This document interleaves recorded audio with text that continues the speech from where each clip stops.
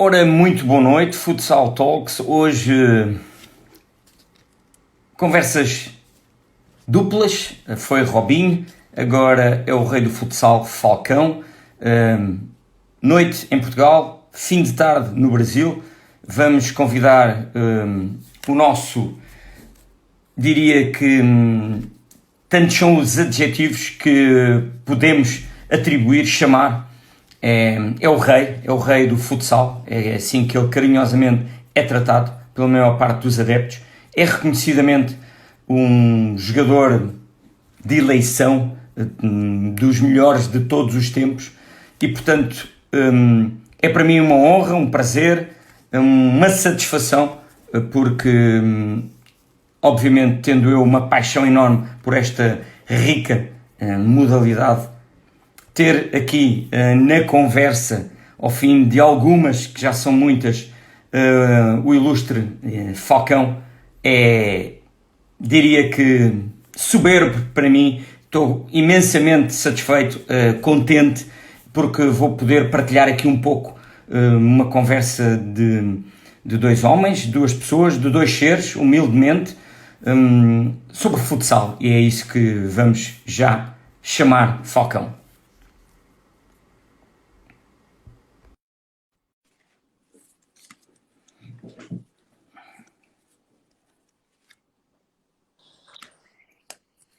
Muito boa noite. Olá, amigo Rui, tudo bem? Um abraço para você, o pessoal de Portugal aí, tudo bem? Tudo bem, muito obrigado. Estás a ouvir bem? A ver bem também? Tudo perfeito. Ótimo. Obviamente não vou falar aqui de todo o teu passado, que é enorme, que é rico, que é belo, que é prazeroso. Imagino que aquilo que fizeste e o legado que deixaste é incrível. Não caberia, digo eu, numa enciclopédia. Tal são os feitos e que continuas a fazer, porque esta modalidade, nem tu saíste dela, nem ela saiu de ti. Ela se calhar tem Falcão no nome, e por isso mesmo estamos aqui à conversa. Eu iria, se não te importares, fazer uma pergunta que é pertinente, que é como estás a viver este momento de crise sanitária, uma pandemia que tem um nome, que é o Covid-19. Essa é a minha primeira pergunta, saber como é que estás e como é que está a família, como é que está o Brasil, é pertinente.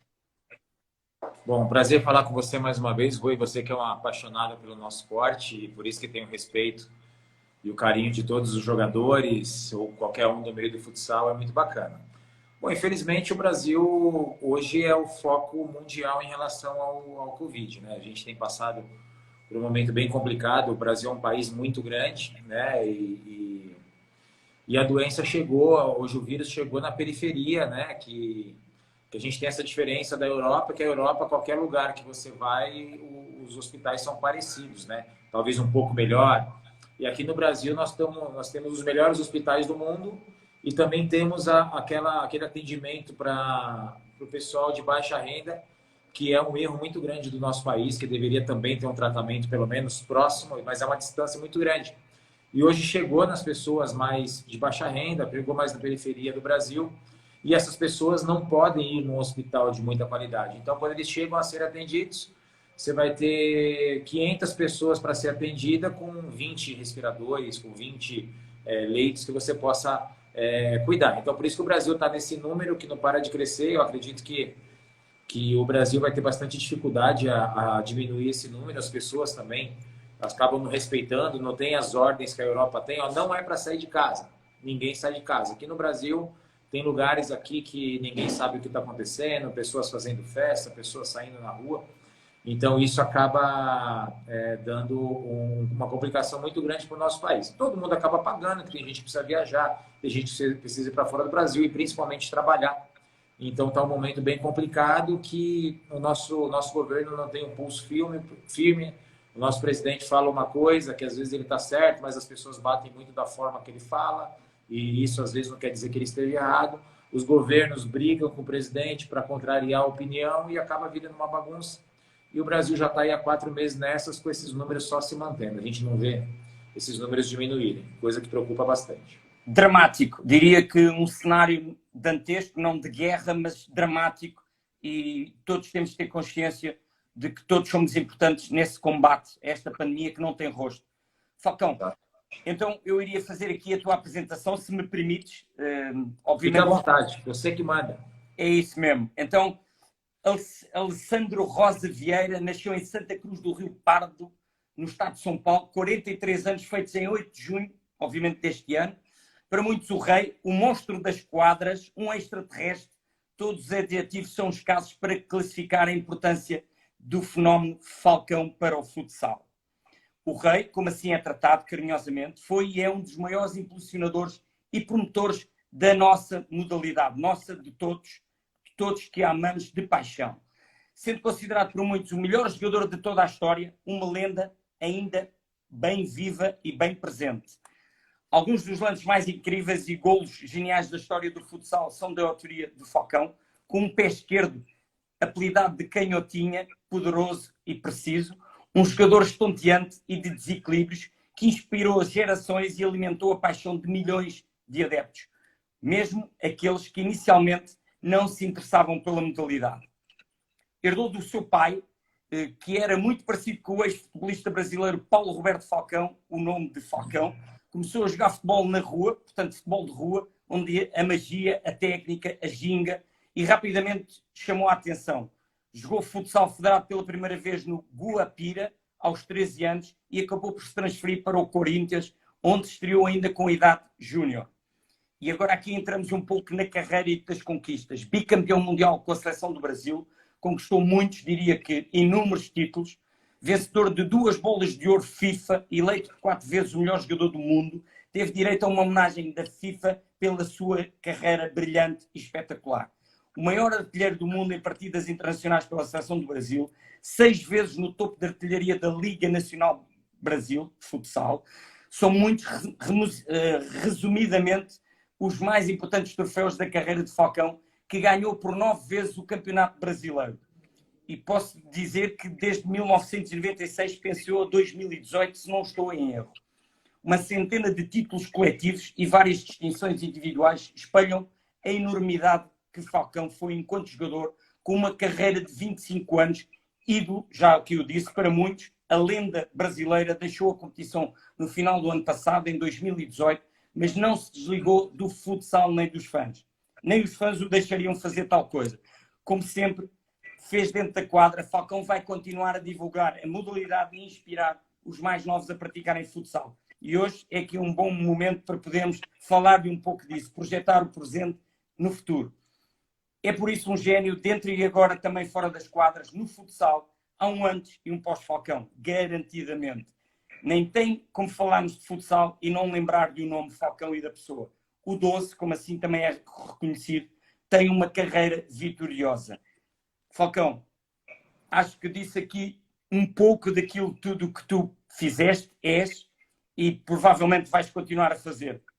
A minha primeira pergunta e questão, se me permites, estiveste sempre no local certo, na equipa correta, no projeto assertivo, ou seja, onde te valorizaram, tu estiveste sempre. Nunca saíste do Brasil. E para mim esse foi um dos grandes, se não mesmo o principal segredo teu, inteligente, da pessoa que és. Boa, Rui. Obrigado. Obrigado pela apresentação. Muito bacana, muito detalhada. Me deixa muito feliz de saber. E para mim não é surpresa nenhuma, até porque você é um estudioso do futsal, um apaixonado pelo futsal. E vindo de você, a gente fica muito lisonjeado. Então, dentro dessa apresentação, qual foi a pergunta, desculpa, que você colocou? Eu disse que tu estivesse sempre no local certo, ou seja, Sim. na equipa correta, no projeto. Equipa correta, o projeto, o local, ou seja, nada foi por acaso. Tudo em ti teve tudo muito bem presente, ou seja, onde te valorizaram sempre, tu foste à procura sempre dessa valorização. E por isso não saíste do Brasil também. Verdade, Rui. Assim, depois de parar, eu olho para trás e eu penso assim, poxa, eu poderia ter ficado mais tempo em Jaraguá do Sul. Poxa, eu poderia ter ficado mais tempo no Santos. Mas quando eu olho o lado curricular, eu passei por equipes, por exemplo, Orlândia, a Intel Orlândia que eu joguei em 2012, 2013. É como se eu estivesse no Inter Movistar, que era o Santos ou a Malve aqui, e fosse para um time que era sempre 6º e 7º colocado na Espanha. E eu fizesse esse time ser campeão não só campeão, como bicampeão. Logo depois eu vim para Sorocaba, uma equipe que não existia. Eu peguei 5 jogadores, bons jogadores, e completei com jogadores que ninguém conhecia. É como se fosse uma equipe para brigar para chegar entre os 10. Eu fiz essa equipe ser campeã. Assim como o Santos também, com a mesma história de Sorocaba, que eu fiz uma base, peguei jogadores que depois se tornaram conhecidos, mas naquele momento eram apostas, e também eu fiz ser campeã. Uma coisa é eu ganhar 9 títulos na Malve Jaraguá, que era o melhor time do Brasil, e vai perder uma, vai ganhar 3, vai perder uma, vai ganhar 3, e aí ter esses números. Então, acredito que olhando como carreira, como currículo, eu acredito que eu sempre estive no lugar certo, na hora certa, porque tudo isso valorizou muito a minha carreira.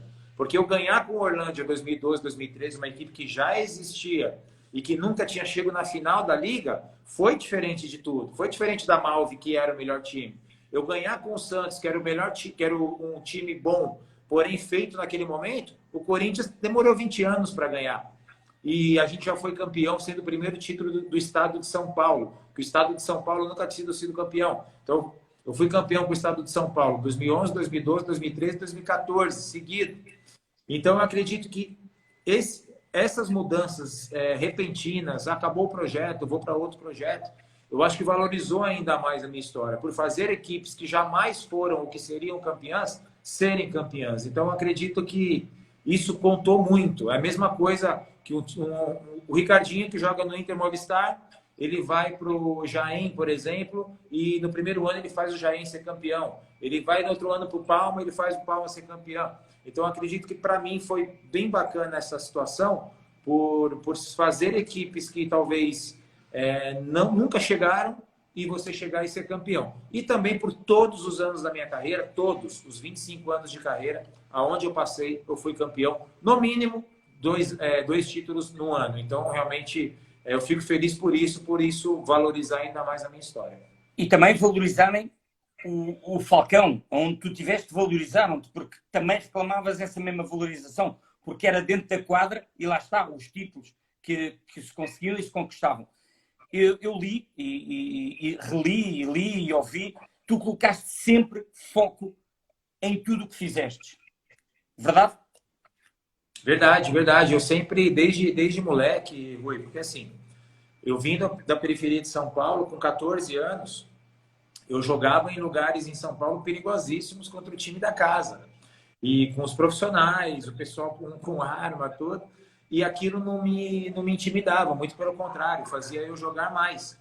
Quando eu cheguei num profissional com árbitro, com torcida, com televisão, vou quebrar sua perna, moleque folgado, olhar, pô, tá louco já? Então, acho que a minha personalidade contou muito para isso, Rui, de justamente, dentro do que você colocou, de ter mudado a visão do futsal a nível mundial do esporte, de trazer a alegria e a diversão de uma pelada com os amigos para o lado profissional. Então, eu mostrei isso na minha carreira e esse foco de querer ser, primeiro querer não estar num time grande, depois querer ser titular, depois querer chegar na seleção brasileira, depois querer ser titular da seleção brasileira, depois ser um dos melhores do mundo, depois chegar a ser o melhor jogador do mundo, depois buscar vários números. Então, o meu foco foi sempre esse, como atleta, e depois de 2005, 2006, uma visão também empresarial. Então, foi quando eu comecei a vender mais a minha imagem, eu mesmo chegar nas empresas, pô, vem cá, você faz publicidade? Pô, eu faço isso aqui para você. Então, toda a minha linha estratégica de publicidade eu criei sozinho. Então, eu sempre caminhei dentro de quadro e fora de quadro. E dentro de quadro, eu acho que o meu jogo me vendia muito o futsal. Quando eu subi lá no palco da FIFA em 2004, eu estava lá representando o meu esporte. Quando eu subi lá na FIFA em 2008, a mesma coisa. Quando eu fui receber o prêmio de melhor jogador da história agora na FIFA em 2017, eu estou representando o futsal. Então, eu sempre busquei Falcão, futsal, imagem. E quando eu peguei o time do triângulo perfeito, aí as coisas começaram a acontecer ao natural. E isso é bem verdade. Divertiste sempre muito, enquanto muito profissional também. Olha, disputaste todas as ligas, eu há pouco referi, de 96 a 2018. Alguma teve um carisma ou um caráter mais especial? Alguma tenha sido especial? Rui, é muito difícil falar de alguma, porque o atleta é muito intenso naquele momento. E aquele momento é especial para tudo. Então, todas têm um porquê. Por exemplo, 99 com o Atlético Mineiro. Eu era um menino, o Manuel Tobias era o melhor jogador do mundo, e eu cheguei para ser reserva do Cacau. Daqui a pouco eu fui e já fui o destaque do time. Eu lembro que eu machuquei na Taça Brasil, acabei ficando de fora da primeira fase todinha da Liga. Joguei só a segunda fase, fiz 37 gols. Eu consegui ser a seleção da Liga, fiz 3 gols na final. Então, para mim, aquele momento foi a minha afirmação. 2005, segundo título da Liga, uma equipe que já estava investindo bastante, que já tinha passado o Manuel Tobias, e eu cheguei em Jaraguá para substituí-lo. E aí tem aquela coisa de você fazer uma cidade finalmente gritar um campeão. Aí vem 2007, 2008 com a Arena Jaraguá recém-montada, então tinha aquela coisa de ganhar na Arena com 12 mil pessoas, também teve a sua particularidade. 2010 era o último ano do Jaraguá, todo mundo já sabia, então foi aquela coisa de emoção mesmo, de olhar para aquela arena lotada, 8 anos no projeto, você saber que aquele projeto ia acabar, também ia ter sua particularidade. Aí vem o Santos, que é meu time do coração, primeiro ano de projeto, eu que fiz o projeto todo, já como gestor, jogador, 100% na gestão, também teve um valor especial. Aí chega 2012, 2013, uma equipe que já existe há muitos anos, que nunca tinha ganho, aí o primeiro título, você ganha, pô, que sorte, uma cidade de 40 mil habitantes, que é Orlândia, e aí vem o segundo time, que é 2013, não vai acontecer de novo. Você ganha de novo, também tem o seu sabor especial. Aí chega 2014, que era um planejamento de vida meu, de morar onde eu jogo e jogar onde eu moro, né? Uma coisa que o atleta não tem, você sempre está para cá, para lá. E eu já tinha a decisão de morar na cidade de Sorocaba. Faço um time com um orçamento mais baixo, pego 5 jogadores, um de cada posição para ter uma base, fiz o time todinho, pego 10 apostas, torcendo para acertar 3. A minha meta era tentar chegar entre os 8 na Liga e tentar chegar entre os 4 no Paulista.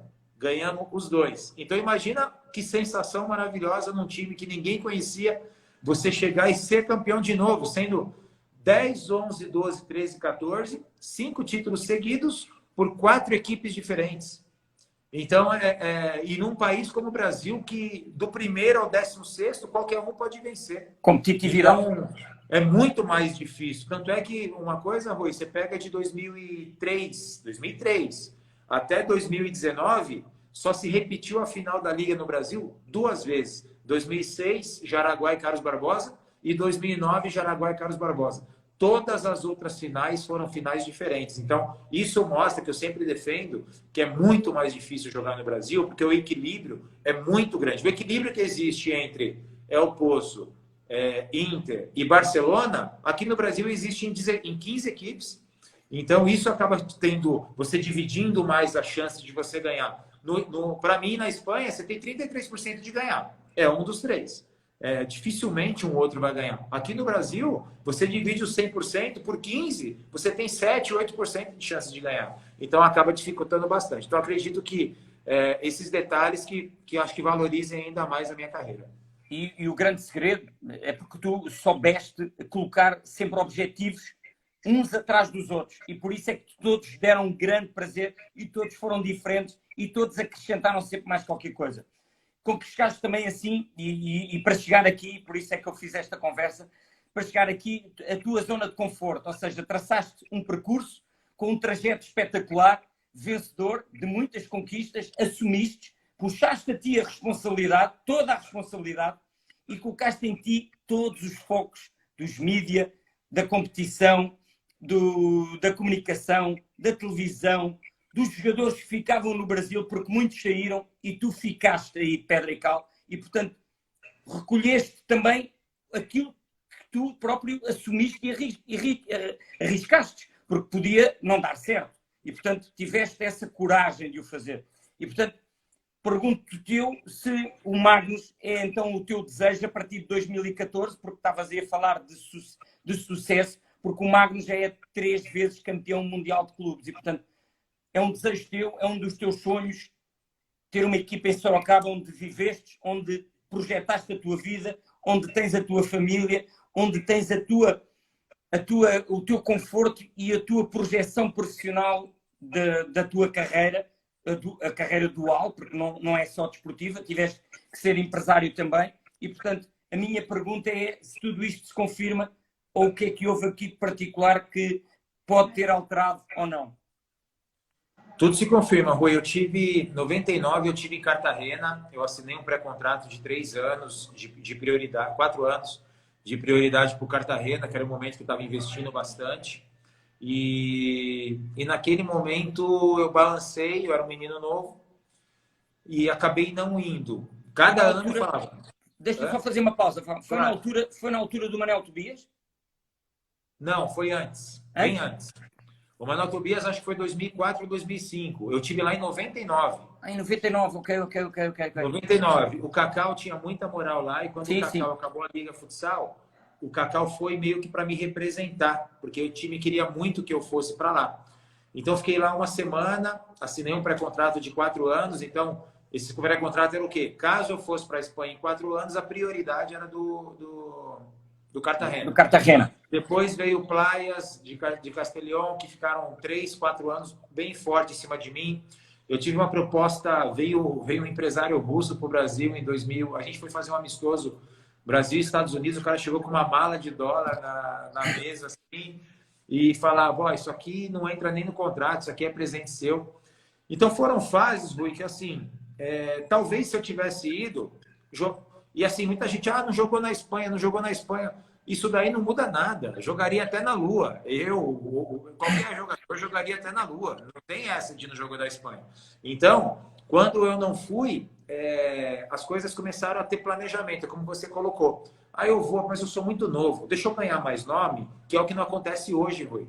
Hoje o moleque tem uma proposta, ele está num time grande, ele pode jogar, se ele está indo por 10 euros, ele pode ir por 20 se ele esperar um pouquinho. E eu sempre achava que eu podia valorizar mais. E o meu nome foi crescendo muito dentro do Brasil. Com 3 anos de seleção brasileira, eu já era uma referência da seleção de futsal, eu já era reconhecido na rua. A TV aberta, que era a TV Globo, já passava mais jogos de futsal, porque eu e o Manuel Tobias junto eram um atrativo. Quando o Manuel Tobias saiu, que eu continuei, eu já era o Falcão, então eu já tinha liberdade para fazer minhas jogadas, dava mais retorno ainda em mídia para a TV passava mais jogos ainda. Nisso começou a vir os patrocinadores. Então eu passei a ser embora o futsal fosse pequeno, o Falcão passou a ter um reconhecimento de um grande atleta brasileiro. Então eu comecei a ter grandes patrocinadores no Brasil. E caso eu saísse do Brasil para outro país, esses contratos seriam rasgados. Então quando eu tive proposta salário com salário, às vezes a Espanha era maior, a Rússia também. Mas quando eu pegava todos os outros contratos e colocava na mesa, não mudava para mim. Muito pelo contrário, eu ganhava mais no Brasil. Então eu estava no meu país, eu estava em todos os jogos da seleção, eu estava cada vez com mais reconhecimento e financeiramente tendo o retorno que além do que eu esperava ter. Foi quando eu fui para o São Paulo no futebol de campo e voltei ainda mais valorizado, ainda mais reconhecido. Então, eu jogaria na Espanha, em qualquer lugar? Claro que eu jogaria. Porém, eu acho que a proporção que eu alcancei tão cedo no meu esporte, no meu país, fez com que eu mudasse um pouquinho o foco e o direcionamento da minha vida. Então, fez com que eu ficasse no Brasil e não me arrependo de jeito nenhum. Acho que foi a melhor escolha que eu podia ter tido. Claro, foi o jogador modelo, franquia, que ganhou e conquistou espaço, tanto nos mídias, na televisão, com o merchandising, com as apostas das empresas, de quem queria investir. E, portanto, por isso é que eu te perguntava, tu projetaste tudo isso e a partir de 2014, esse é o teu projeto Magnus. Portanto, foi a partir de 2014. Isso. Aí, em 2013, eu estava em Orlândia, estava muito feliz lá, mas já era o momento que eu queria ter... eu já tinha conquistado tudo. E quando eu ganhei com o Orlândia, eu falei, caramba, eu vim de uma sequência, Rui, de 2010, 2011 com o Santos, 2012 campeão com Orlândia, 2012 com aquela minha história linda do Mundial de 2012, 2013 campeão com Orlândia. Eu falei, não preciso provar mais nada para ninguém. Eu acho que esse Mundial de 2012 foi a virada de chave. Mas será? Mas não é. Eu acho que não. Será que ele é tão bom? Então, acho que não tem na história mundial de qualquer esporte alguém que possa contar a história que eu contei de 2012. De jogar com a paralisia facial, de ser decisivo nos jogos mais importantes, de estar com a perna machucada e ser decisivo e ser campeão. Então, acho que ali virou a chave do mundo inteiro. Opa, tudo que a gente fala é sim. Então, não jogou na Espanha, mas não importa. Porque a Copa do Mundo de futsal, Rui, tá lá para todo mundo. Vai lá e faz 48 gols também. Independente se eu joguei na Espanha, na Rússia, tá lá a seleção da Espanha, tá lá a seleção da Rússia, tá lá a seleção da Itália. Vai lá e faz 48 gols em Copa, meu amigo. Vai lá e ganha o Mundial com a paralisia facial, vai lá ser bicampeão mundial. Vai lá em 2016, embora tenha saído precocemente, faz 10 gols em 4 jogos. Saiu um 4-4 para o Irã, faz 3 gols naquele jogo, bate o pênalti e faz o gol. E saiu então, tudo isso é uma história para contar. Exatamente. Quando chegou 2013, eu tive uma proposta de uma empresa, que é o SESI aqui no Brasil, só que eu falei, beleza, eu quero, só que tem que ser em Sorocaba. E o SESI, como é uma empresa nacional, é uma empresa que é das indústrias, que dão um percentual para o SESI, e o SESI transforma os projetos em esporte de competição ou não. Tanto é que o vôlei, tem o vôlei do SESI no Brasil. E aí eu estava com o contrato assinado, com o projeto pronto. A Intel, que era de Orlândia, era uma das empresas que era direcionada ao SESI. Quando em Orlândia escutaram o zum, zum, zum, o dono da Intel ligou para o presidente do SESI. Não, você não vai tirar o Falcão daqui, não. E aí o presidente do SESI me ligou, Falcão, desculpa, o dia de assinar o contrato, não vou poder assinar, não posso fazer isso com essa empresa. Logo depois, em maio, apareceu uma empresa para fazer uma propaganda comigo, que é a Brasil Quirim, de bebidas, Sim. na campanha da Copa das Confederações, que foi no Brasil. Então, eles tinham uma meta de vender 300 mil pets de refrigerante, e eu fui o garoto propaganda daquela campanha e vendeu mais de 1 milhão. Falcão, opa! Deixa-me dizer, e é muito forte na Ásia, no Japão. Isso, porque aqui era Skin Cariol. A Kirin do Japão veio, comprou e virou Brasil Kirin. Tanto é que a minha reunião foi com os japoneses. E aí eu falei, aí quando eu vi que eu dei o retorno daquele mês, que eles ficaram empolgados, pô, precisamos fazer mais coisa. Falei, gente, eu tenho um projeto de um time aqui que faz 20 dias que deu errado.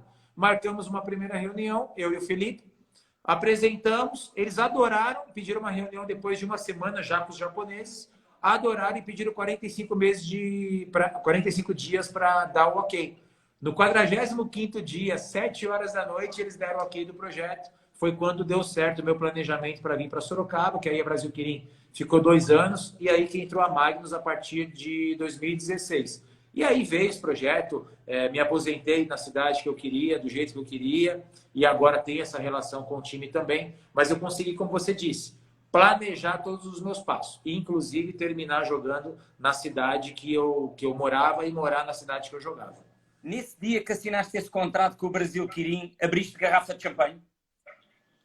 Totalmente, porque esse foi, porque assim, o Santos foi uma oportunidade devido ao fim da Malve. O Sorocaba, eu tinha planejado isso há 4 anos e batia na trave, não dava certo, quase não. E quando deu certo, foi um planejamento de vida, um planejamento de 4, 5 anos que acabou se concretizando. Então, como você falou, ali sim eu tive que estourar champanhe. Já tinhas uma gestão e uma visão completamente empresarial. Isto porquê? Porque eu vou pegar aqui e falar um pouco do Magnus. Tu tiveste até um alto nível presente em condições, porque depois jogaste 2 anos na Magnus, mas até um alto nível, e isto é a minha apreciação, e tu me confirmas ou não, para mim tiveste um alto nível de competição, de competitividade, de entrega, de tudo, até 2014. Depois tiveste que estar ali a fazer essa gestão desportiva e já empresarial. E, portanto, eu acho que até 2014 tu conseguiste ser um atleta a 100% focado. Depois, limitações físicas, por uma questão também das tuas empresas, do foco que já tinhas que trabalhar e já tinhas que ir por outros caminhos, porque era preciso essa tal estrutura, abrir essas garrafas de champanhe, fechar contratos com empresas, porque não é só o Brasil Quirim, tiveste que empreender com outras marcas. Mas eu vou-te dizer, eu não sei se tu sabes, eu falei com o Filipe Drummond e disse-lhe ele também, porque o Filipe acompanha-te desde o primeiro momento. Tu é que vendeste o projeto ao Filipe Drummond, certo? Sim. Então, sim, eu apresentei com o Felipe. Esse detalhe dessa campanha que eu acabei de contar, quem fez o contato comigo foi o Filipe Drummond, sem a gente se conhecer. A gente não se conhecia. A gente se conheceu naquele momento. Mas ele também foi jogador de futsal, guarda-redes, inclusive. Foi. Eu nunca vi jogar, mas devia ser fraco. Então houve, com atenção, não sei se já te contaram esta história, mas para mim existe. A Magnus Futsal de Sorocaba tem o sucesso os 3 Fs e os 3 Rs. Sabes o que é os 3 Fs e os 3 Rs? Os 3 Fs é Felipe, Falcão. Qual que seria o terceiro? É o do momento. Felipe, Falcão. E é o do momento. Qual é o momento? O momento Fred. Ah, o Fred, que foi do momento. Sim, sim, sim, sim. E os 3 R's é Ricardinho, Rodrigo e... Reinaldo, supervisor. Reinaldo, pelo amor de Deus, não pode esquecer do Reinaldo jamais. Está bem esgalhada a Jamais, coisa ou não? Reinaldo, não tenha dúvida. Pode pegar nos 3 Fs e nos 3 Rs ou não? Está bem visto. Com certeza. O Fred veio para preencher algo que eu tinha parado de jogar e tinha perdido um pouquinho.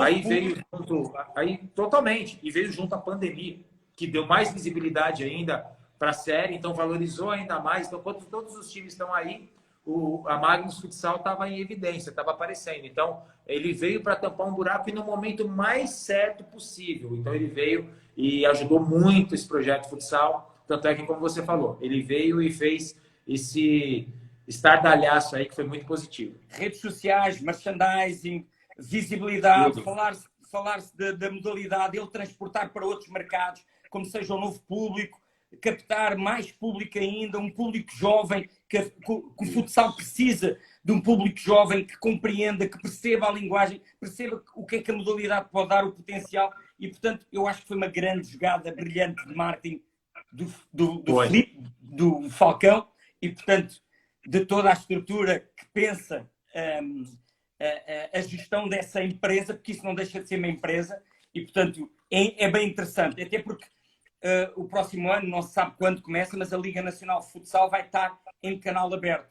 E sabemos que no Brasil o canal de cabo, penso eu, que terá 35% a 40% de visibilidade. E, portanto, estando em canal aberto, tendo uma hora e um dia para ter futsal, vai ser ótimo sobre aquilo que vocês têm vindo a fazer.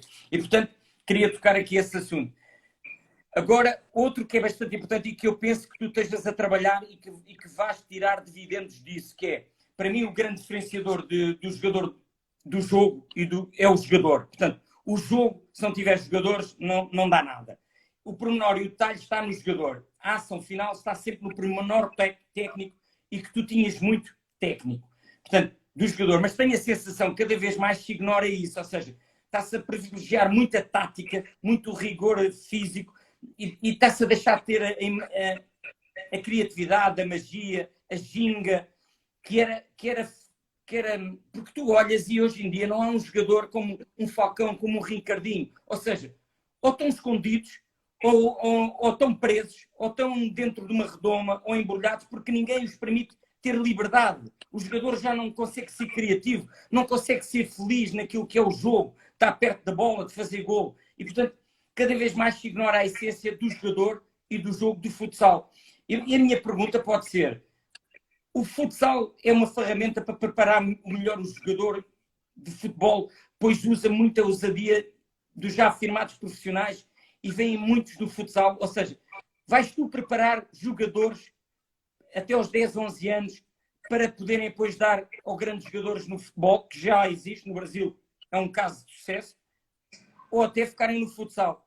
Tens isso também presente no teu projeto?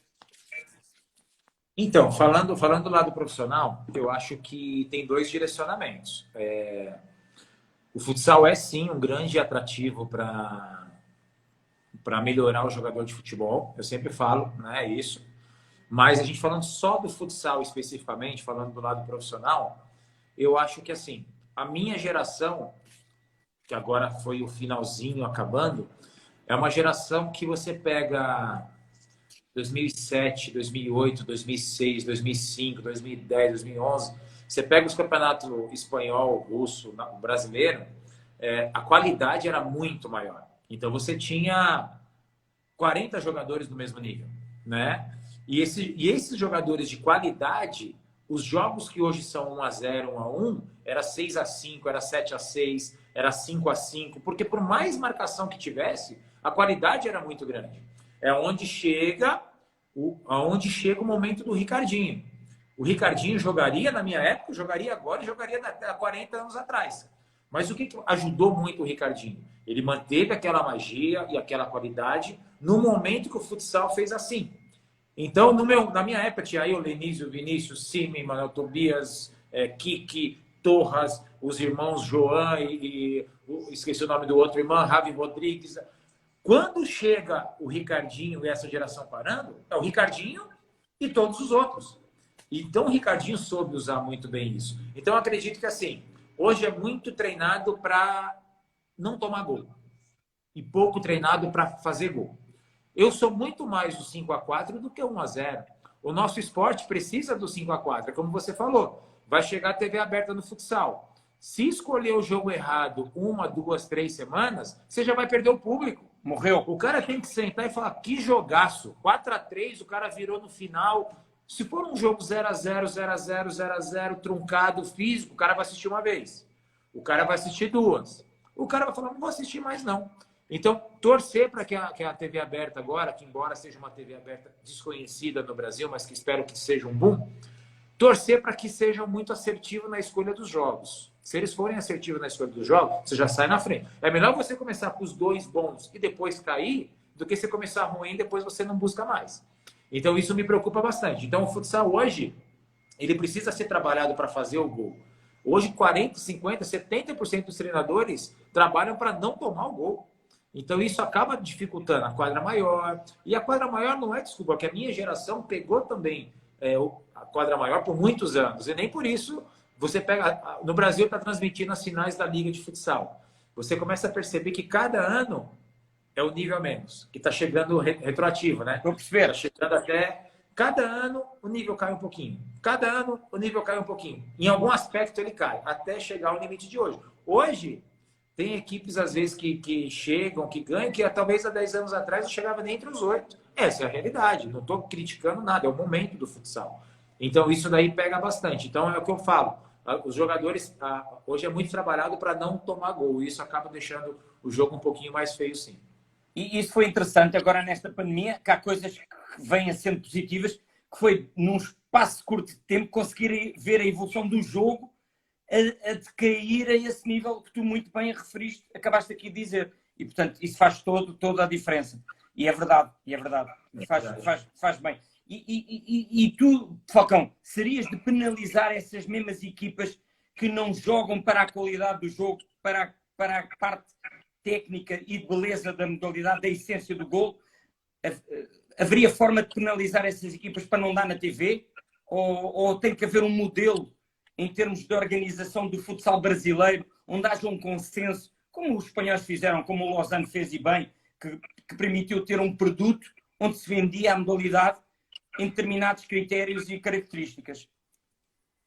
Então, eu vejo assim, você não pode mudar o estilo do treinador. Nosso esporte é um esporte que precisa do comercial também. A gente, não adianta falar, não, aqui na seleção tudo é muito sério, tudo é muito profissional. Ah, não, o Falcão não vai vir nunca mais, ou não sei quem. Não... Cara, você tem que saber primeiro que tem que ser comercial. Nós somos um esporte que nós estamos num país que é o futebol e todos os outros. E o futsal ali, todos os outros brigando. Embora a carga horária da TV fechada seja grande e tem repercussão, é um estilo próprio dos treinadores. Então, antigamente, eu treinei com o Miltinho. O Miltinho era passe para frente tentar fazer o gol. Eu treinei com o Ferretti. O Ferretti, a gente não tinha nem esquema de marcação, era correr atrás da bola e ataque. Ataque, você vai. Tava 3-0, o Ferretti falava, quero 5, quero 3. Hoje você faz 1-0, você já defende o placar. Então você faz uma defesa ali, fechadinha. Então hoje você tem a defesa quadrante, você tem a defesa individual, você tem a defesa por zona, você fala 10 tipos de defesa. Mista. Quantos tipos de ataque você fala? Pois é. Que ataque que nós temos? Que não tem. Então, assim, você vê o pensamento geral do futsal. Você tem 10 formas de defesa e não tem nenhuma forma de ataque. Então, o ataque está em segundo plano. Então, isso preocupa bastante. Hoje, se treina muito mais a marcação do goleiro-linha do que o ataque do goleiro-linha. Porque eu estou preocupado em não tomar o gol. A hora que der para fazer, eu faço. Se não der, não faz. Então, eu acho assim, as pessoas que vão escolher o jogo, tem jogo que você olha e você fala assim, esse jogo vai ser bom. E tem jogo que você olha e você fala, esse jogo não vai ser bom. Não vai dar. Às vezes as características não casam, ou são equipes que são... Você joga com duas equipes que jogam marcando atrás, e eu acho que a marcação atrás deixa o jogo muito lento. Isso eu já gosto na Espanha. Eu acho que todo mundo tem um estilo parecido de jogo, diferente do Brasil. Você tem 20 treinadores, você tem 20 estilos diferentes. Na Espanha eu já vejo 20 treinadores com pelo menos quase os 20 fazem a mesma coisa, que a marcação e o jogo fica mais. Para quem tem qualidade, acaba saindo mais. Então, eu acho que não muda. Eu acho que é muito mais de quem vai escolher o jogo que vai passar. Isso daí tem que ter essa leitura de falar assim, esse jogo vai ser bom. Às vezes, não é nem o melhor time, mas às vezes tem um time no meio da tabela que os dois treinadores jogam para frente. Pô, aquele jogo vai ser interessante. Ninguém está dando atenção, mas vai ser. Aquele jogo, o ginásio está cheio. Também é legal você mostrar que o ginásio cheio, que o ginásio vazio desvaloriza o esporte. Então, acho que tudo isso é um conjunto que as pessoas têm que entender. Vendo o esporte, passa um bom jogo e o cara que está assistindo lá, que não é do futsal, está feliz. Porque o público do futsal ele já existe. Isso não muda. É igual o público da TV aberta quando passava a seleção. Tinha um público... Isso é levantamento, e mais uma vez, Rui, isso não é egocentrismo. A Globo me passava. Quando o Falcão joga e quando o Falcão não joga. Isso são números, são dados. Então, é como você falou agora há pouco. Tem que ter mais jogadores assim. Tem que ter mais Falcão, Ricardinho. A gente tem um Leozinho chegando agora aqui na Magnus, que eu falo para ele que ele tem que fazer sim. Mas uma coisa importante, fazer sempre. Fazer ganhando, fazer perdendo, fazer empatando, para as pessoas entenderem que é o seu estilo de jogo. Que eu acho que foi a grande diferencial meu. Quantos jogos perdendo de 2-0, eu parava a bola no pescoço, saía fazendo embaixadinha, só que depois eu ia lá e bancava. Né? Então você tem que fazer sempre, porque aí ninguém nunca vai falar nada de você. Oh, Falcão, mas disseste aí uma coisa muito importante. O problema é que tu conseguiste manter-te no Brasil. Imagina que chega alguém e leva o Léo. Ele tem consciência que tem que ficar ou ele vai atrás de um projeto financeiramente aliciante? Como é que tu podes travar o Léo para continuar a fazer aí esse trabalho, esse percurso que tu estavas a dizer precisamente no Magnus? Excelente pergunta, Rui. Eu acho que a grande diferença é... Eu me planejei, ninguém falava por mim. Eu tinha a minha decisão. E hoje os jogadores todos têm empresário. O que o empresário quer? O empresário é uma empresa. E eu não estou julgando, tá? Eu não estou julgando. Eu acho que é o trabalho do cara e o cara tem que fazer isso. Então o jogador já não tem mais tanta opinião. Coisa que o Lino fez. O Lino teve proposta para sair do Barcelona e fez. E eu falo para ele, aproveita que você ficou, cara. Jogo na TV, dribla mesmo, transforma em gol, ganha o jogo. Mas não deixa de ser alegre, não deixa de se vender. Você se vendendo, você está vendendo esporte. Ô Rui, por que quando eu parei de jogar, a TV aberta, que é a principal TV do Brasil, não renovou o contrato de transmissão? Então precisa ter alguém. Para mim sempre foi bom ir para o futsal. E o Leozinho é a mesma coisa. O Leozinho é uma joia que está todo mundo de olho. Só que ele vai ter opinião própria? Ele não vai ter, que ele tem empresários. Embora sejam bons empresários que eu conheço, mas a meta do empresário é ganhar dinheiro. Isso é claro. Agora, o Leozinho tem um estilo de jogo que se ele mantiver, se ele ficar no Brasil, se a seleção começar a se organizar, ter mais jogos, porque eu parei e a seleção se encontrou 3 vezes. Faz 2 anos que eu parei. Por quê? Alguma coisa está errada. Quando eu jogava, todas as seleções eram no Brasil. Desde que eu parei, teve um sul-americano agora em janeiro no Brasil, porque o dono da CBF, o Carlos Barbosa, pegou. E as outras centenas de cidades que sempre queria seleção? Por que não quer mais? Então isso é preocupante demais, viu? Por isso que as pessoas têm que saber que primeiro eu vendo e depois eu vejo o resultado. Porque o cara quer viver aquele momento de resultado. E não é um esporte que precisa ter as duas coisas juntas. Os empresários veem um negócio. O Léo é um negócio para eles. E, portanto, claro. Eu confirmo, o Leozinho foi o tal jogador que numa peneira foi, portanto, encontrado, ou seja, naqueles jogos que é aqui chamamos de apresentação ou de ir fazer testes, ir à experiência. Eu acho que o Leozinho foi encontrado assim aí em Sorocaba, certo? Pelo Magnus?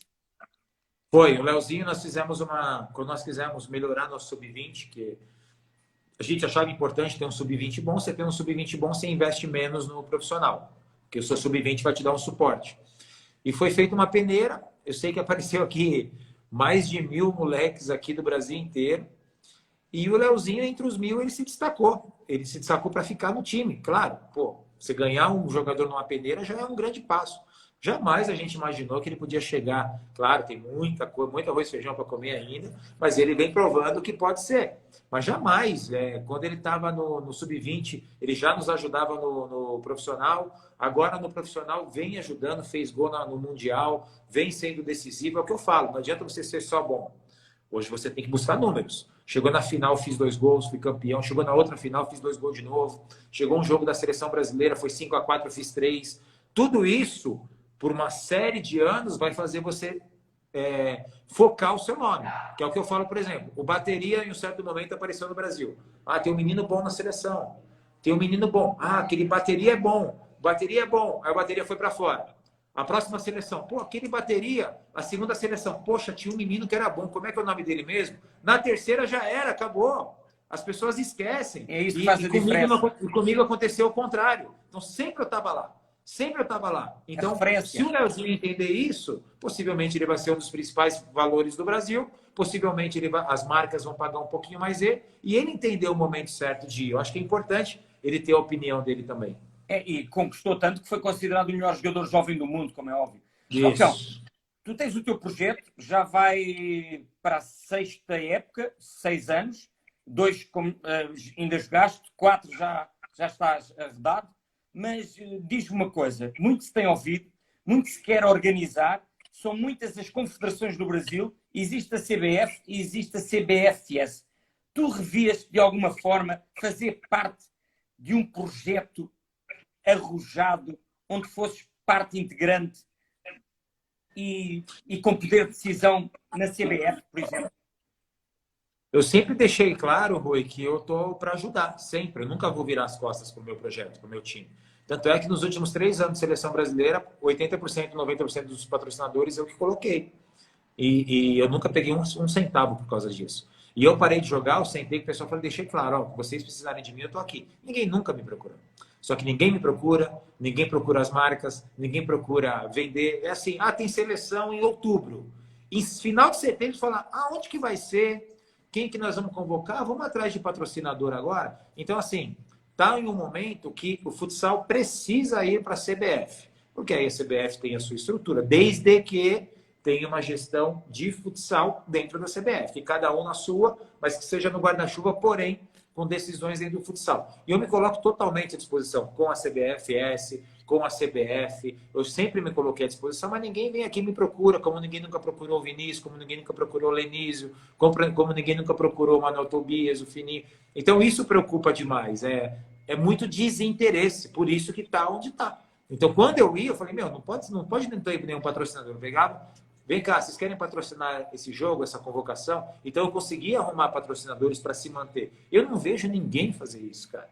Eu não vejo ninguém pegar e fazer uma assessoria de imprensa, não vejo nada disso. Então, indo para a CBF vai ter uma cobrança de uma gestão do futsal.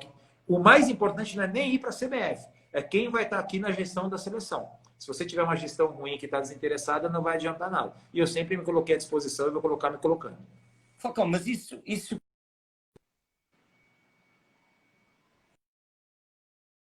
Estava eu a dizer, Falcão, isso é preocupante, porque parece um abandono, parece que o futsal brasileiro está órfão de um pai. É a mensagem que passa.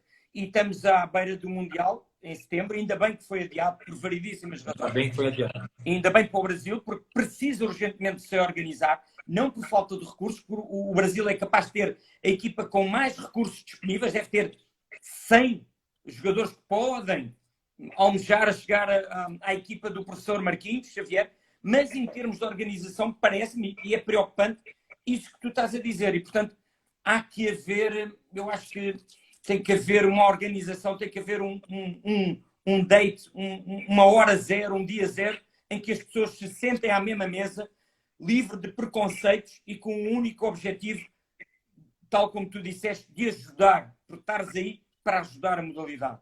Isso é importante que isso aconteça. E diz-me tu, porque já me disseste, mas eu agora ia dizer, se tu te sentes responsável por criar talentos ou vais querer criar talentos. Isto porquê? Porque o futsal, temos tomadas de decisões rápidas, temos raciocínios e reações, temos desenvolvimentos cognitivos com padrões para captar e processar as informações que recebe. Temos a visão periférica, temos a circulação de bola em espaços reduzidos, com apoios, linhas de passe, ou seja, a posse de bola. Temos um para um ofensivo e defensivo. Temos jogo rápido, temos qualidade de passe, temos o ataque e defende. Tudo isso não poderá ser utilizado para formar jogadores com alto calibre, com alta projeção. E, portanto, a minha pergunta é: sentes-te responsável por criar talentos? Tanto que se fala que são agora escassos, como chegamos à conclusão, que há poucos, não há ninguém a ter essa visibilidade. Diz-me. Bom, primeiro mandar um abraço para o Zego, que está aqui, e é uma referência para todos nós. Sempre escutei falar muito bem dele, conheci ele pouco, tive com ele pouco. Queria ter mais contato com ele, porque todo mundo fala muito bem do trabalho dele, tanto com criança quanto com profissionais. Bom, vamos. Primeiro, a desorganização. A desorganização faz ter menos jogos, menos convocações. O que acontece? Ó, o Jardel está aí também. Um beijo, Jardel, monstro da grande área. Um grande abraço. O que acontece? O Jardel que jogou no Futebol Clube do Porto? Exatamente, está aqui com a gente aqui. Está aqui na live. Fã desse homem. Você que é português, então, tá louco. O Jardel jogou no Porto, onde teve anos loucos, diria, lindos. E depois no Sporting conseguiu fazer coisas extraordinárias. E eu sei que como pessoa também, viu, Rui? Como pessoa, sim, um cara fantástico. Olha, eu sei que tu tens como amigo o Deco também, porque para mim o Deco foi um iluminado. Nós começamos juntos. O Deco é da minha idade. Então, Rui, a desorganização faz ter menos jogos, menos convocações, menos condições de trazer os jogadores da Europa. Você jogar um Mundial, eu sempre falei isso, jogar um Mundial é diferente de tudo. Se você tiver um grande jogador no Mundial, ele vai sentir. Se você não tiver cancha de seleção, vários jogos, várias competições, vários jogos difíceis, você vai sentir no Mundial. Não adianta, você vai sentir. E hoje nós vamos ter uma seleção que o Marquinhos não consegue convocar 12 jogadores. Não tem nomes, não tem 12 nomes. Ele vai ter que completar com pessoas que talvez foram para a seleção uma vez ou que nunca foram. Isso é preocupante. Então, a desorganização, ela tira a chance de você ter uma seleção ativa. E a seleção tem que ser ativa. Eu, nos jogos, se eu jogar uma final de Copa do Mundo ou jogar um amistoso de 15-0, para mim era a mesma coisa. Eu tenho quase 300 jogos com a seleção brasileira. Eu enfrentei todas as etapas que eu tinha que enfrentar. Então, esses jogadores não. E isso preocupa demais. No Mundial vai sentir. Então, isso me dá medo. Sobre o futsal na formação, Rui, é claro que o menino de 10 anos, no futsal, ele vai pegar na bola 50 vezes no treino. O menino de 10 anos no campo, em 1 hora, ele vai pegar na bola 3 vezes. Vai ser feliz. Um zagueiro de campo com 13 anos, ele é forte, grande, se ele chutar 3 bolas para frente, ele é zagueiro, naquela idade. Se esse mesmo menino for para o futsal, ele não vai jogar. Por que não pegar esse menino que é grande, forte, que é uma baita característica, e melhorar a parte técnica dele? Aonde que ele vai ter melhor? No futsal.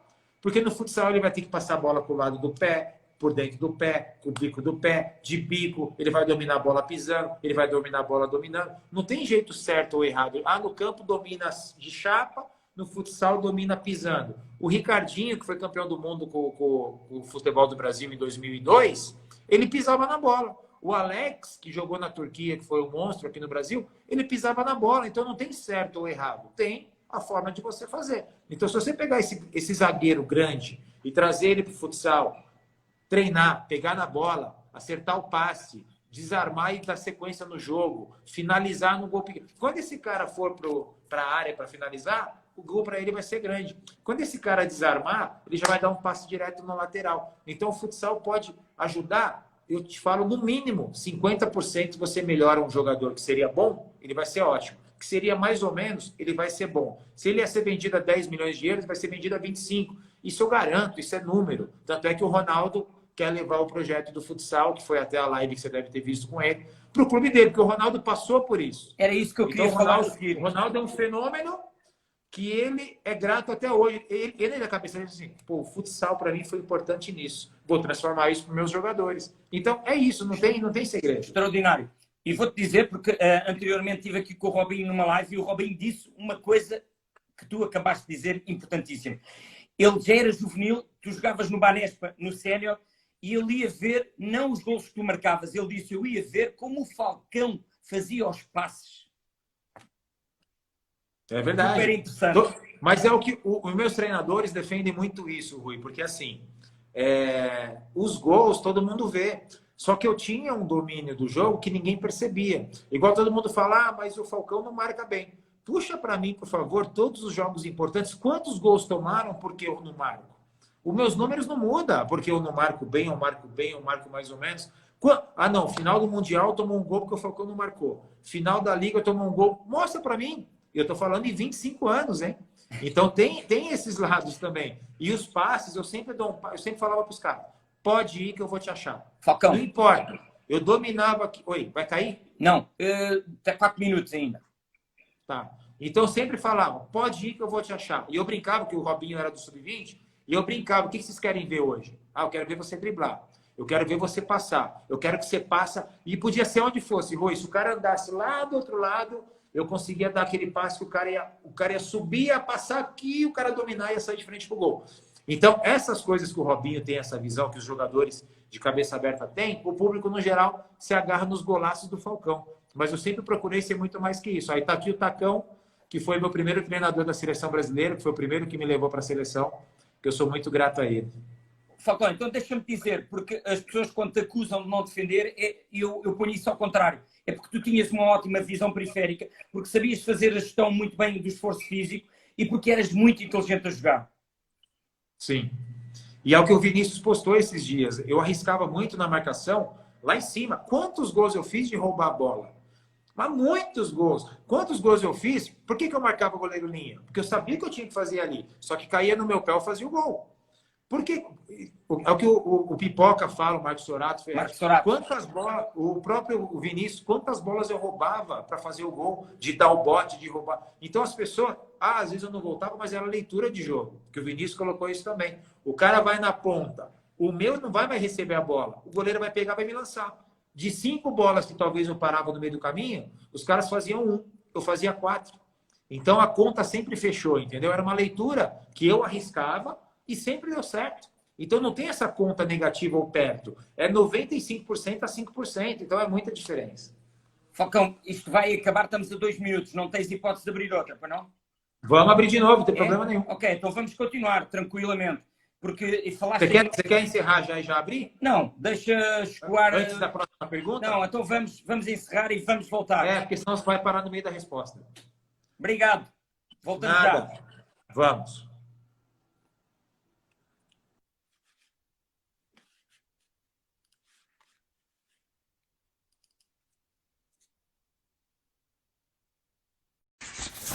De novo, Falcão para uma segunda parte a não perder. Estou super, super feliz, a sério. Há muita coisa na vida que me deixa com fé e esperança e esta é uma delas. Vamos à segunda parte. Estamos aí à espera que o rei do futsal, assim como é conhecido, Falcão, entre novamente para o chamarmos aqui para a conversa. Não saiam daí. Ainda temos aqui muita coisa para tratar e agora vamos abordar um pouco aqui o Ronaldo com a sua relação com o futsal no Valladolid em Espanha, o Ronaldo Fenómeno, e Juninho Pernambucano. É com esse mesmo que a gente vai iniciar aqui a segunda parte. Ora, estamos cá de novo. E agora com imagens a ilustrar, porque na altura não consegui, como sair da Robinho, entramos na de Falcão e passou aqui esse pormenor e isto é muito importante porque acrescenta aqui alguma informação e são aqui bons momentos que temos aqui de fotos tuas. Obviamente muitas podem não dizer a muita gente, a mim diz muito e a ti, Falcão, também te deve dizer aqui com o Cristiano Ronaldo, o português e os teus filhos, que são também os teus heróis e eles obviamente olham para o pai como uma referência, como especial, diria. E, portanto, Falcão, a minha questão e tinha a ver com aquilo que tu disseste, falaste no Ronaldo Fenómeno, e eu precisamente ia tocar aqui nesse assunto, porque vendo a entrevista, e muito bem como tu disseste, eu sou atento e fiz questão de ver, a entrevista do Ronaldo em relação a implementar o futsal no Valladolid em Espanha, e a importância que o Juninho Pernambucano também tem em França. ou seja, e que tem dado, a maioria dos clubes brasileiros tem essa mina de ouro nas mãos, ou seja, tem os jogadores, tem os recursos. Mas, porém, olham para o futebol e o futsal e o futebol parecem adversários, parece que não andam de mãos dadas, ou seja, parece que são concorrentes e não agregadores. A minha pergunta é, Falcão, não deveriam ter profissionais específicos para estar dos dois lados, a trabalharem em conjunto? É um grande erro do Brasil, Rui. O que o mundo inteiro quer, o Brasil já tem. Então, hoje eu vejo os clubes de futebol, o futebol sub-14, tirando o jogador do futsal do sub-14 do clube. E não deixa mais jogar futsal. Hoje, já com 13 anos, 14 anos, que é um erro muito grande. Tem que ser agregadores. Nós temos que ter uma comissão técnica do futebol, do futsal, mas que ela se converse, que seja feito um trabalho em conjunto. Então, o que o Ronaldo quer levar, o Juninho Pernambucano quer levar, nós temos aqui, porém, futsal, futebol. E às vezes treinam no mesmo espaço. No Corinthians mesmo, quando eu joguei, a quadra de futsal era aqui, o campo de treino de futebol era aqui. Então se conversam muito, tá tudo muito próximo. Então tem que ter esses agregadores, né? Tem que ter um trabalho em conjunto. Tem futebol de campo 13 anos, futsal 13 anos. O que esse menino que pode ser um jogador de futebol, ele tem que aprender no campo? O que esse menino do campo pode melhorar ele tecnicamente? Ou até visão periférica, que é o que a gente falou, com o futsal. Então nós temos isso, porém não usamos da maneira correta. Então, que é um erro muito grande. Tem que ser, sim, agregadores. Tem que ter pelo menos duas pessoas que sejam esse elo de ligação, que entendam do trabalho, mas que tragam isso para relacionar uma coisa com a outra. Não pode ser concorrente. E este vídeo que eu coloco não é inocentemente. Eu acho que este vídeo é onde tu colocas e fazes questão de dizer o que é que uma pode oferecer à outra. E por isso há aqui imagens de futsal e de futebol. Não será o Corinthians o projeto com esse modelo de sucesso? Ou haveria algumas melhorias ou diferenciado que farias? O Corinthians, na verdade, ele pode parecer diferente por ter uma equipe profissional de futsal. Mas eu acredito que na base ainda existe. Eu acho que é o maior exemplo do que a gente está falando. Eu não sei como que é hoje, tá? Mas pelo que eu escuto, ainda na base do Corinthians é a mesma coisa. O Corinthians, 13 anos, tem o futebol, tem um menino muito bom no futsal, ele tira o menino do futsal para pôr no futebol. Então, continua a mesma coisa. O Corinthians é um exemplo de projeto que o futsal tem e o futebol tem. Mas lá na base, lá no começo, você tem essa disputa da mesma forma, onde eu acho que deveria ser uma coisa só. Falcão, o Leandro Lino não será o melhor exemplo disso mesmo que estamos aqui a falar? Não, com certeza. O Leandro Lino, ele foi para o Corinthians, mas o Leandro Lino, não disso. O Leandro, ele também teve característica de futsal e ele tinha esse direcionamento do futsal. Eu nem sei se ele passou pelo futebol de campo. Talvez ele já chegou lá com 15, 16 anos, que já ia, eu já acho que já tem que ter para cá ou para lá. E o Corinthians dá essa oportunidade, que aí é uma coisa positiva. Não deu aqui, mas tem aqui. Você não vai deixar de ser um atleta do clube, né? Mas o Corinthians, por exemplo, eu tive essa relação, eu jogava no futsal do Corinthians e eu fui puxado para o campo várias vezes. Só que assim, era o futsal e o futebol, não tinha nenhuma relação. E aí, quando eu tinha que escolher com um que ficava cansativo, eu ficava no futsal. Mas o Corinthians também ainda, eu acho que pode ser mais na base dessa junção. Eu acho que até 14, 15 anos. A minha ideia é, Rui, 10 anos, 4 treinos de futsal, 1 de futebol. 11 anos, 3 de futsal, 2 de futebol. 13 anos, 4 e 1. 14 anos, 4 e 1, ou 2, e depois desmembra. Mas eu acho que tem que ter essa relação, pelo menos até 15 anos. Você não pode tratar o menino de 12, 13 anos como um profissional de futebol. Usa esse menino para melhorar o que ele tem que melhorar. Em vez de eu querer vender ele a 10, eu vou vender ele a 20. Então, ainda, os clubes do Brasil, todos, a maioria, tem a base do futsal e do futebol, só que são concorrentes. E isso é um erro muito grande. Falcão, e tens esse projeto na tua cabeça? Está projetado ou já está em execução?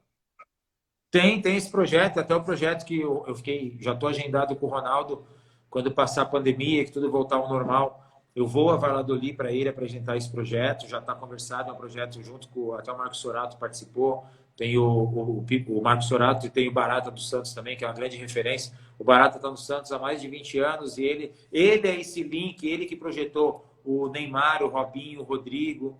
Então, isso é um cara que tem essa cabeça, o que precisa ser feito, de que forma tem que fazer. Eu acho que o Santos é o que mais se aproxima, às vezes muda a diretoria, é um diretor que muda a cabeça um pouquinho, mas o Barata é o cara que relaciona totalmente o futsal ao futebol. O Barata é um patrimônio do Santos que tem essa relação de captar jogador do futsal para o futebol. E também tem essa condição de juntar os dois esportes numa certa idade. Mas eu não sei se ele tem autonomia para isso. Mas a visão que ele tem é a que a gente concorda aqui. Falcão, não é que tu o possas fazer, mas é um recado que eu deixo, o Deco, se nos estiver a ouvir, e se tu conseguires chegar à fala com o Deco, ele que traga esse modelo para Portugal e eu vou-lhe ser muito grato eternamente. Eu vou falar com o Deco. O Deco, na verdade, nós temos um jogador em conjunto, que é o Caio Henrique, que está voltando, estava no Grêmio agora, está voltando para o Atlético de Madrid. O Deco é meu vizinho aqui, a gente mora a 50 quilômetros de distância. Mas é um cara também que eu quero chegar nele para ele levar esse projeto para Portugal, não tenha dúvida nenhuma. Porque esse é um projeto de sucesso, Rui, para qualquer parte do mundo. Se eu colocar isso na Inglaterra, aqueles jogadores mais duros, e colocar eles para praticar o futsal, mas sendo com consciência, com bons profissionais. O projeto daquele clube que não tem futsal é usar o futsal para melhorar o jogador de futebol, como é o que o Ronaldo quer fazer, é outro tipo de trabalho. Então, nós vamos usar o futsal para aquilo. Nós vamos melhorar o cara para ser um grande jogador de futebol. Então, tem dos dois lados. Você pode ter o time de futsal e o time de futebol, que eu acho que pode ser um projeto ao andar natural. Mas se todos os clubes grandes de futebol quiserem ter o futsal só para melhorar o jogador de futebol, é outro tipo de trabalho, mas funciona da mesma forma. Ok. É uma escola. É uma escola. Isso. É um complemento. É um complemento. Olha, então, você vai pegar fundamentos mais detalhados. No futsal, você prepara o jogador para ser jogador de futsal. Se você usar aquilo para melhorar aquele zagueiro que eu falei, aquele volante que eu falei, aquele lateral que eu falei, então, todos esses jogadores vão melhorar tecnicamente pelo menos 50%. Por isso é que eu disse de profissionais específicos, mas agregadores e, portanto, a trabalharem em conjunto. Exato. Muito bem. Olha, divertiste-te sempre muito, mesmo nesse teu lado profissional? Se eu me diverti? Muito. Assim, Rui, eu usei a minha carreira para me divertir. Eu posso falar que eu fui um profissional me divertindo, né? Eu não tinha estresse, mas eu sabia que esta diversão, principalmente pelo meu estilo de jogar, eu tinha que transformar em números. Então, eu tinha que ser decisivo, eu tinha que ganhar título. Então, quando eu consegui transformar... Olha as jogadas do Falcão. Eu podia estar amarrado só nas jogadas do Falcão. Ah, mas o Falcão é o maior artilheiro das Copas do Mundo com 48 gols. O Falcão é o maior artilheiro de qualquer esporte relacionado à bola no pé com a seleção, com 401 gols. E no futsal, no geral, com mais de 3.000 gols. O Falcão tem mais de 100 títulos na carreira. E fazia esses gols bonitos. Então, quando eu consegui juntar tudo isso, mostra que eu me diverti com responsabilidade, com números, com resultado. Então, acho que para mim foi essa grande diferença. Olha, sem demagogias, revolucionaste o futsal. Obrigado, Rui. Obrigado. É importante eu ter, como eu falei, eu sempre falo do Falcão, às vezes na terceira pessoa. Sei da minha importância, eu acho que o meu estilo de jogo foi importantíssimo para o esporte. Eu acho que vendeu muito o esporte, não só aqui no Brasil, a nível mundial, porque quando eu aparecia, o futsal aparecia e abria para outros caminhos. Teve outros jogadores, eu acho que agora, mais recente, que está atuando, o Ricardinho trouxe, e eu fico muito feliz de ter sido a referência do Ricardinho.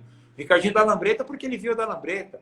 O Ricardinho da Caneta, porque ele viu da Caneta. O Ricardinho fez uma tatuagem na perna por minha causa. Então, ver o Ricardinho com os números que ele alcançou, com o reconhecimento que ele alcançou, para mim é um prêmio, porque ele veio, eu vou ser igual a esse cara. Então, claro que ele tem jogadas próprias, mas muitas coisas que ele faz é que ele viu o Falcão fazer. Então, isso me deixa muito feliz e orgulhoso.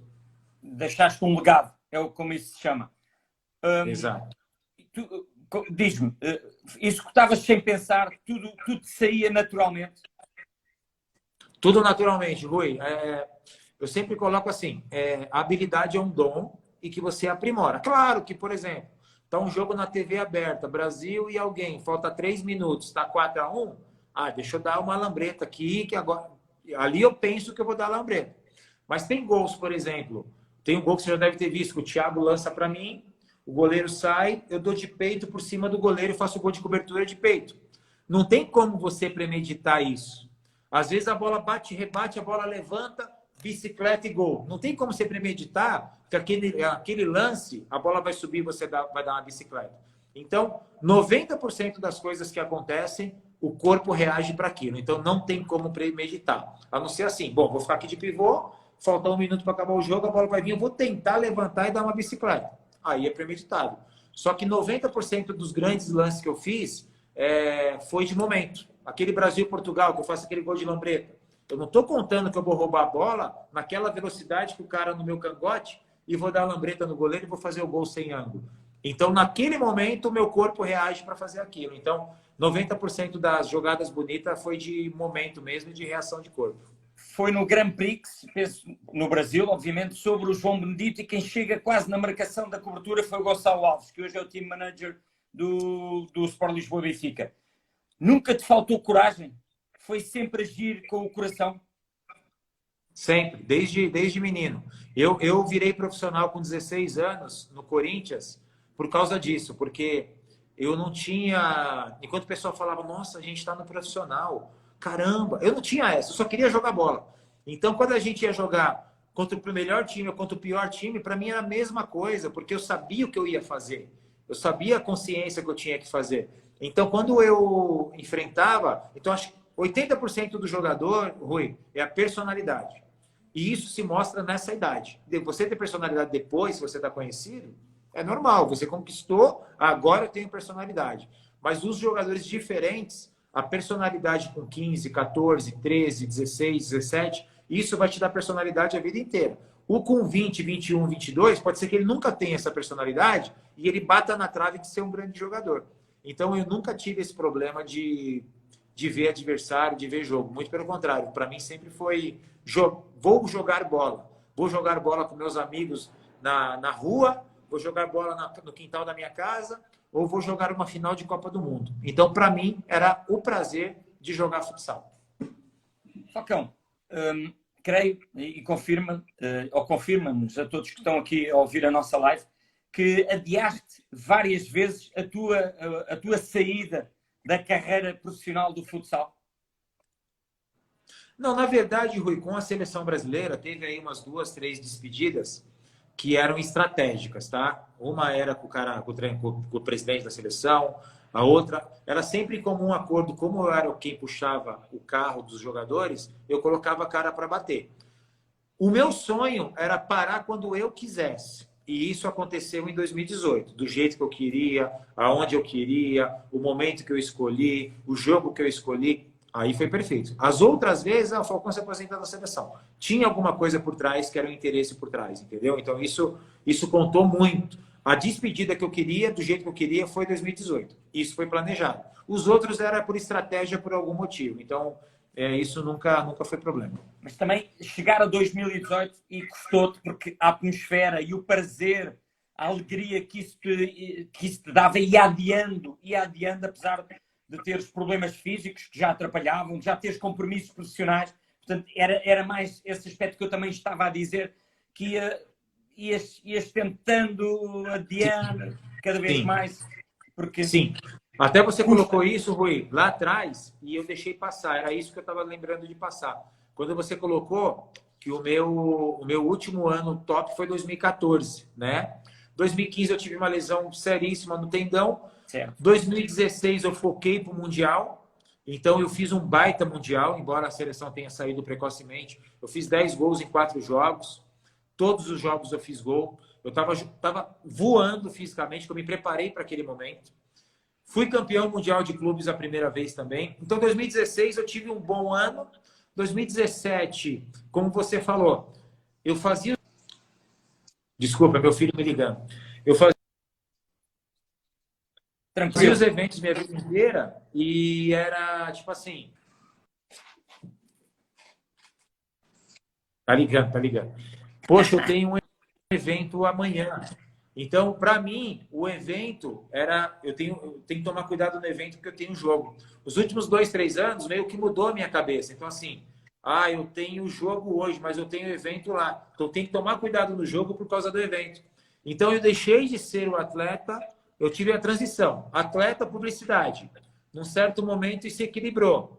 E nos últimos 2, 3 anos, para mim, o personagem Falcão já era mais importante do que o atleta Falcão.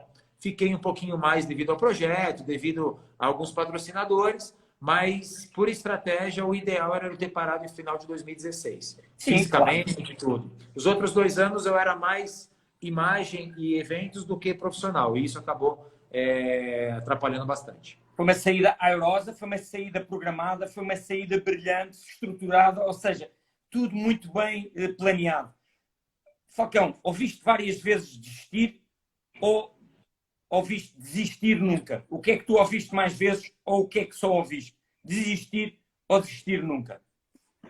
Desistir nunca. E isso sempre foi uma coisa minha, porque eu trabalhava no açougue do meu pai.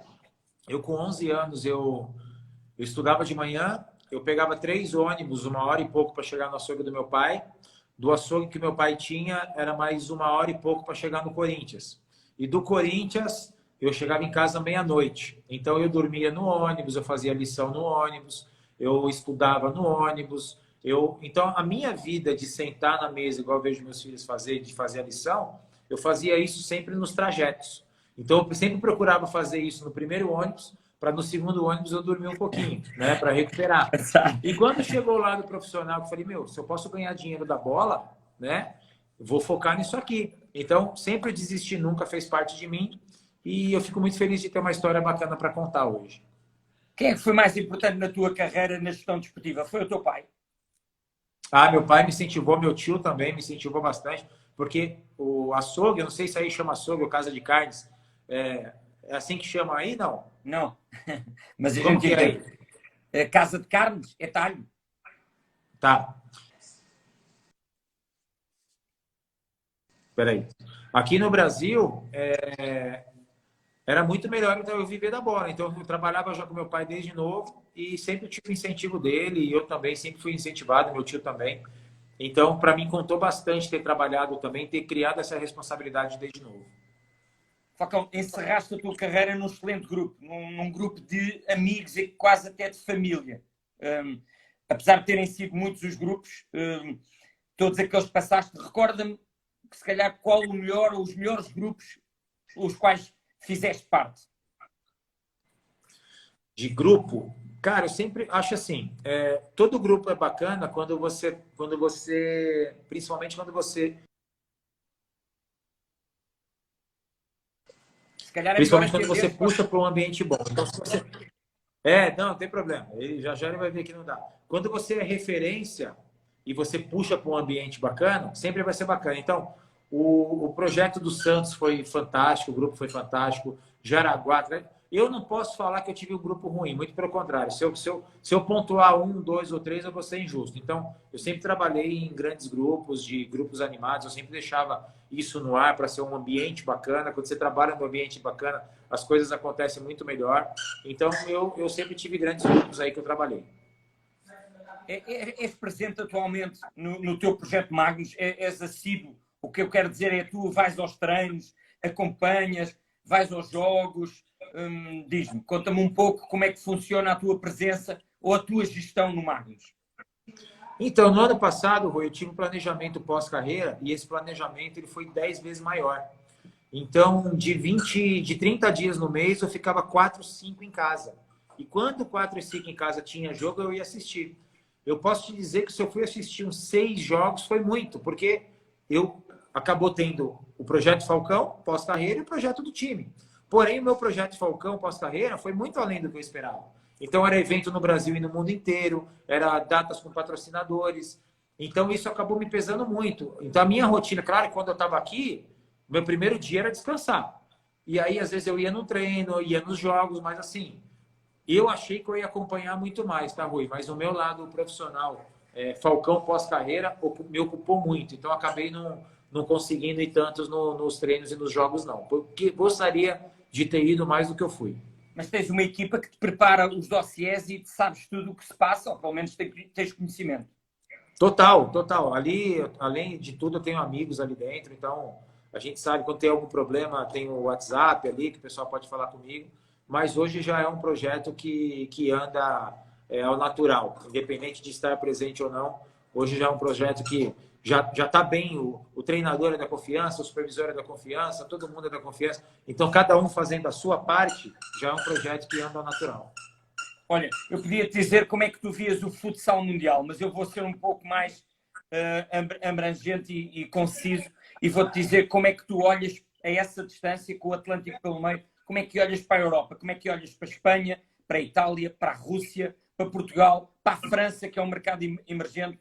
Como é que tu tens olhado, como é que tens estado atento, o que é que tu achas que está a acontecer, se estamos a ir num caminho certo ou se há aqui algum desvio que não está a irmos no bom caminho para que a modalidade consiga comunicar, consiga cada vez mais reinventar-se?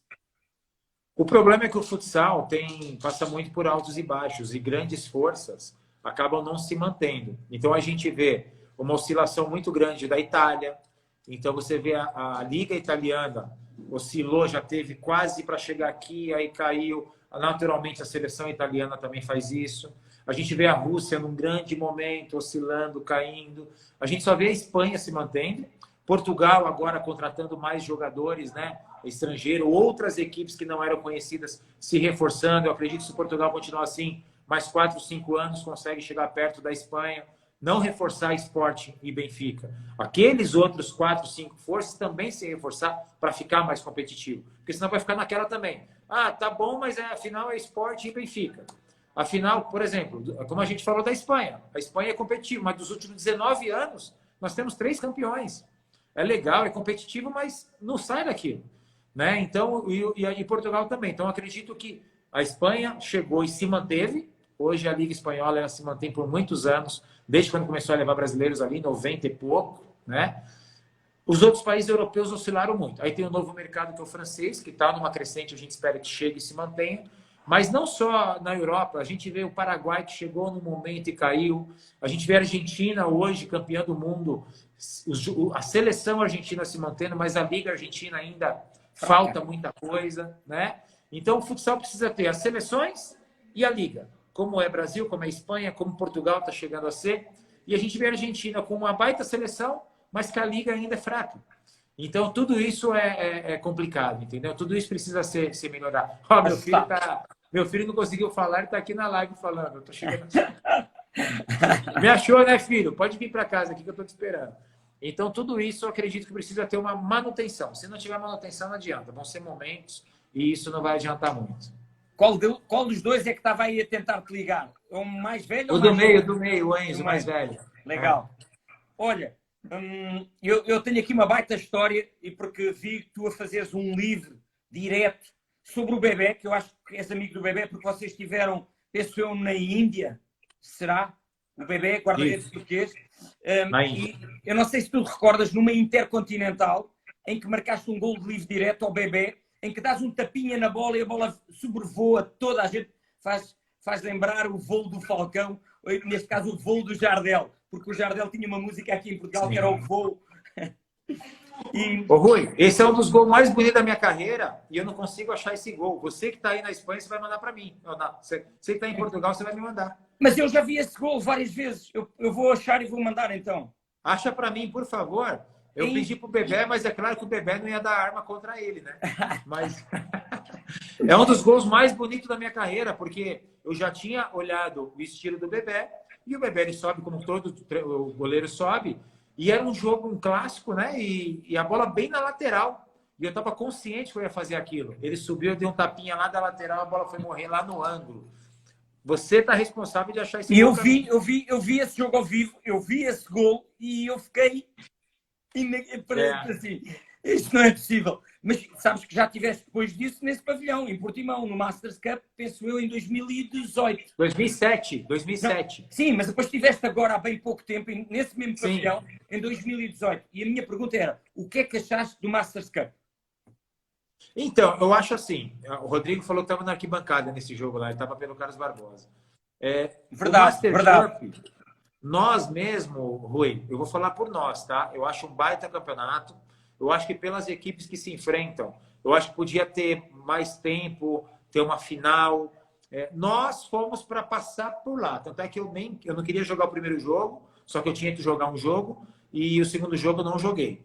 Para nós que chegamos num dia, para jogar no outro dia de manhã, jogar no outro dia de manhã, pegar outro voo para a Tailândia, foi de uma forma assim, não tem ser humano que possa fazer isso. Mas é um campeonato que eu acho que a Magnus tem que ir de novo, chegar uns 3 dias antes, fazer uma competição de uns 4, 5 dias, até pelos atletas que estão ali, pelos clubes que estão ali, né? Eu acho que é super válido um campeonato, principalmente de início de temporada europeia, ter uma equipe brasileira que está no meio da temporada, mas eu acredito, estou falando por essa vez que eu fui, tá? Eu acredito que desta vez que eu fui, acho que foi corrido devido ao Mundial de Clubes, que era na mesma data e teve que mudar, mas eu acho que tinha que ser com mais tempo e valorizar mais. Mas eu acho muito válido.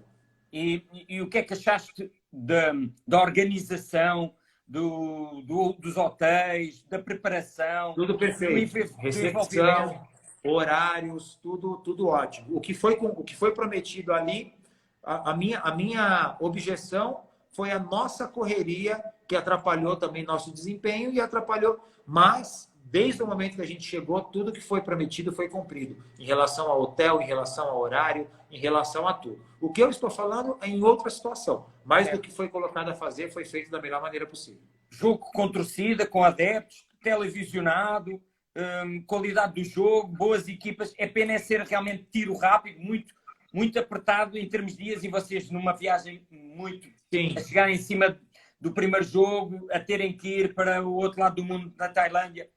Ok? Fica a promessa. Foi bem cansativo para nós. Para nós foi cansativo, mas em termos do evento, juntar os jogadores que juntaram ali é raro. Então foi muito legal. Ok. Então, o Cacau está aí também. O Cacau, eu era motorista do Cacau em 99. Ele me levou para morar com ele só para eu dirigir para ele, porque ele não sabe dirigir. Muito bom, muito bom. Falamos Cacau... de você aqui, viu, Cacau? De quando você me levou para Cartagena, tudo, já contamos tudo isso. Chegou tarde dele. Olha, o Mundial, já sabemos que foi uma decisão acertada. Para o Brasil é um mal que até... mal, não acontecer, até é um mal que vem por bem. É uma decisão acertada. Esperemos que realmente o Mundial... Não sabemos, face ao que está a acontecer, se realmente em 2021, em setembro, vamos ter Mundial. A minha pergunta é, vais lá estar?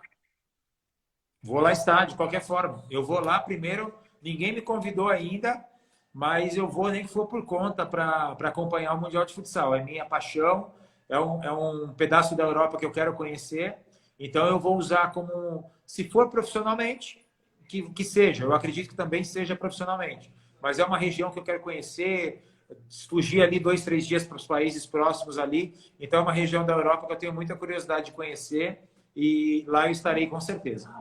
Olha, isto porque eu te ia perguntar, e vai estar na comissão, no staff, na comissão técnica, no diretivo, como adepto ou como embaixador?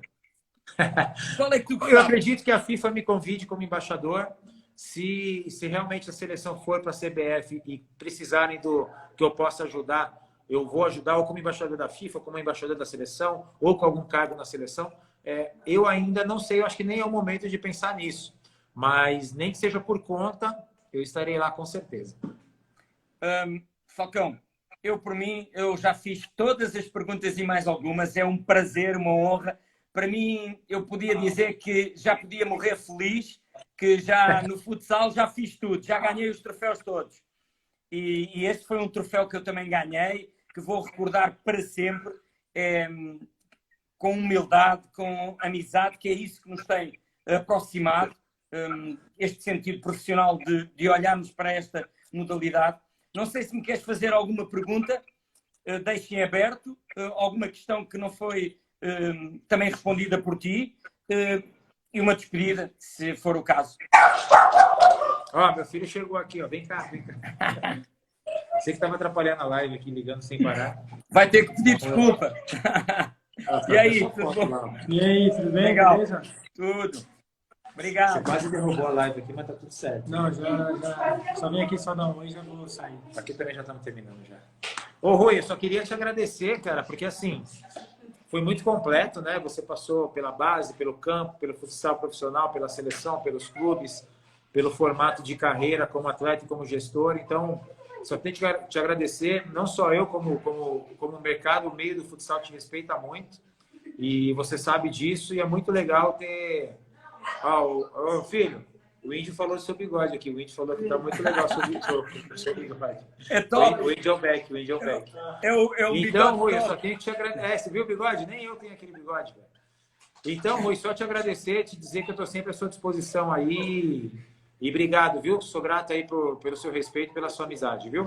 Muito obrigado, Falcão. Bem-haja, muita saúde, os projetos continuem e que então nos vejamos em 2021, a 12 de setembro, lá na Lituânia, que eu também espero lá estar.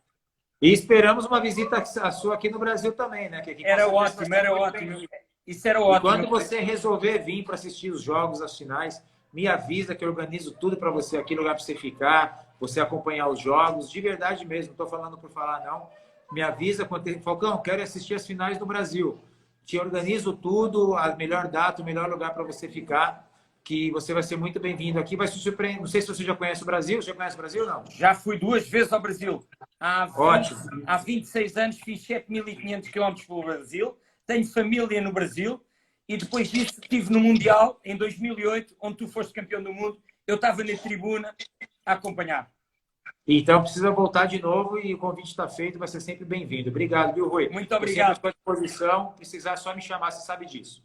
Eu sei. Muito obrigado, Falcão, por tudo. Um grande abraço, meu amigo. Grande abraço.